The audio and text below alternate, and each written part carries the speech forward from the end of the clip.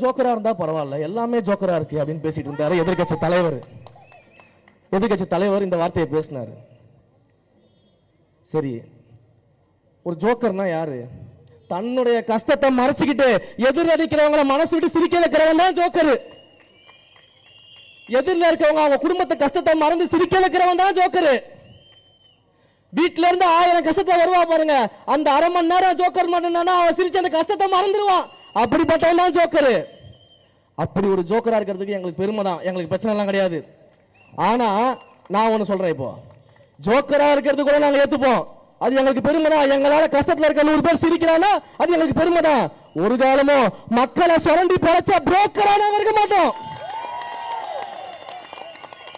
எப்படி ஜோக்கரா கூட இருக்கலாம், மக்கள் பணத்தை திருடி பறிக்கக்கூடிய புரோக்கரா நாங்க இருக்க மாட்டோம். இப்ப அடுத்தது யாரு புரோக்கர் விவாதம் நடக்கும், நடத்திட்டு பொறுமையா வாங்க, பிரச்சனை இல்லை.